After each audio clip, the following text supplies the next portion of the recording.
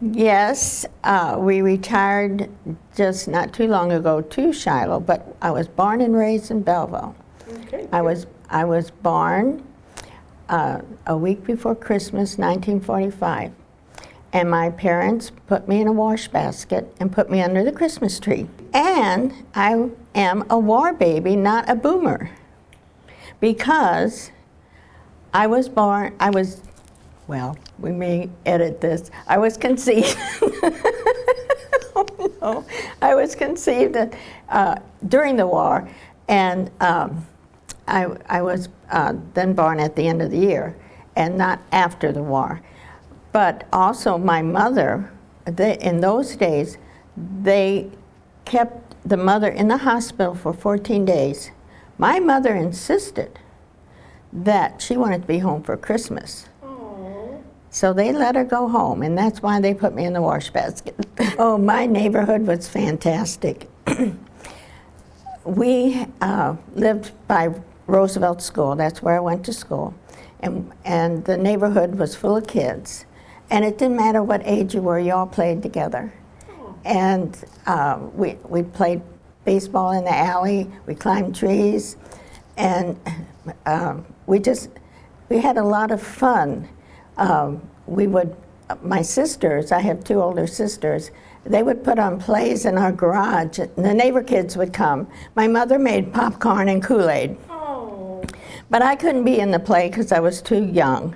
So I had to sit with the kids to watch them. And we'd dress up. In the evenings, we'd play tag or swinging statues, and we just had fun together. And in the summertime, the whole neighborhood would have a block party.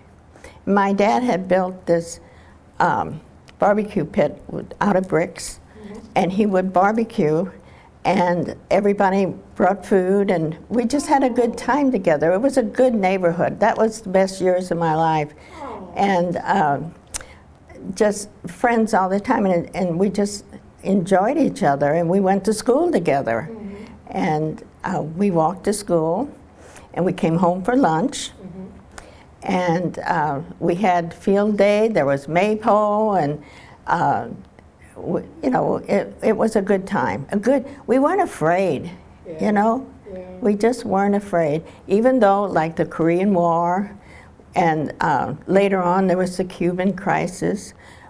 But those things they didn't bother us. It probably bothered our parents, but they didn't bother us as kids. And I was in high school, I think, when the Cuban crisis was, because that was the time, was older. Right. But the Korean War was when I was younger. My house was a brick house with a big fireplace, and there was only 2 bedrooms. So my sisters and I shared 1 bedroom. We had a chest of drawers, and they got the upper ones, and I got the one at the bottom. Being the youngest, that's what I got. And I had my own bed after the crib, and they shared a bed, a double bed, and but it didn't seem like we had too much problems, with that. We all had piano lessons. We had a big old piano in the house. And my dad had built a swing set, and it was very large, and it was very sturdy.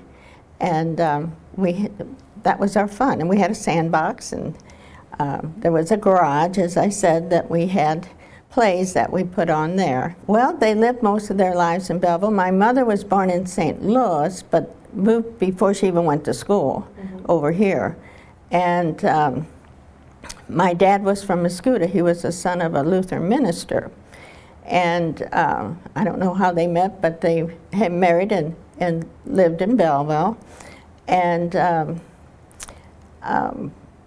then my dad, he was a baker at one time, but then he went on, during the war he worked at the arms plant.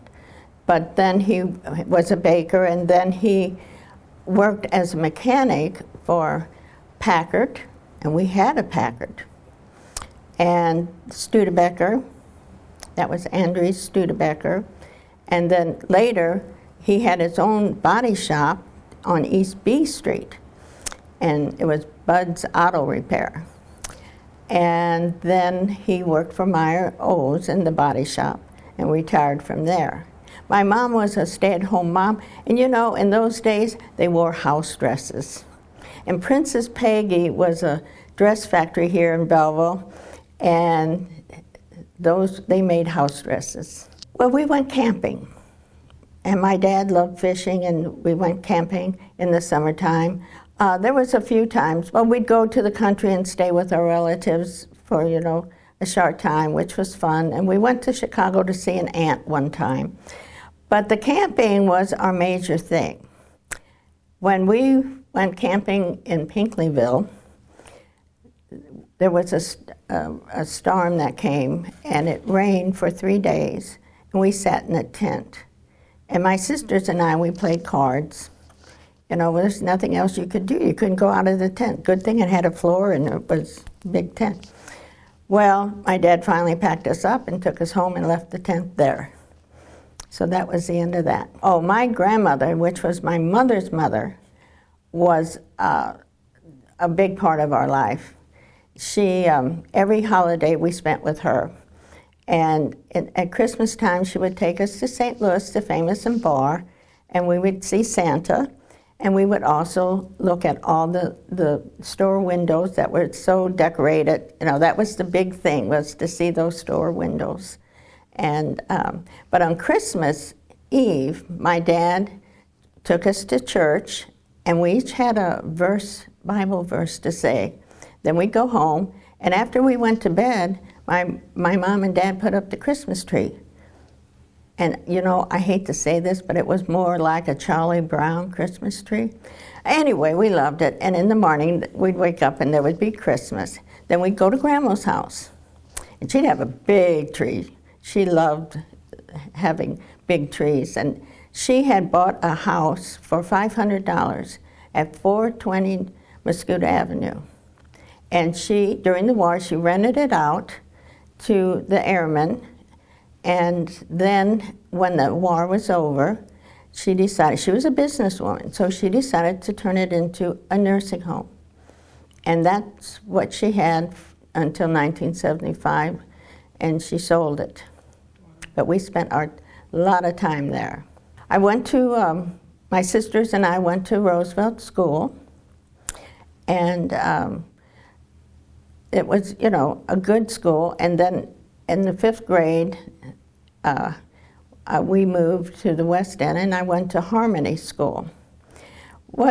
Moving out there to the West End was wonderful, except the kids were so spread out. It wasn't like they were right there like when we were at Roosevelt School and all the kids were everywhere, just real close. They were so far out. Either I had to walk very far to see them or take a bus, you know, but they were good friends too, though. At first we didn't, and then we got this little bitty fox terrier, and we called him Candy because he was so sweet. And he lived 14 years, so we had him a long time. It was hard to give him up. Well, at real little, we had this 8-inch screen TV, and Howdy Doody. And I know that on the evenings, and I don't know what evenings they were, when they had like George Goebel, Bob Hope Show, and a few others like that, we watched, and I enjoyed all those. And I guess that was about it. We didn't watch too much TV. Not really. I mean, I know we had a birthday cake, and probably a meal that I don't remember, and we'd always go shopping. The hard part for me was my birthday being so close to Christmas, and I hate to say this, but it was hard. It was very hard. Belleville Township High School, and I really enjoyed my high school years. What I participated in was theater. And my sophomore year, I had a part in a play, Simple Simon, and I was a queen. So I had a lot of lines to say. And I did enjoy that very much, and I stuck with theater throughout high school. I also, during that time, since all my life I was more of a daydreamer, I wrote poetry and also went into the speech contest that they offered. And I did win a superior rating for original monologue. And so I was always so proud of that. And that made the papers, of course, you know.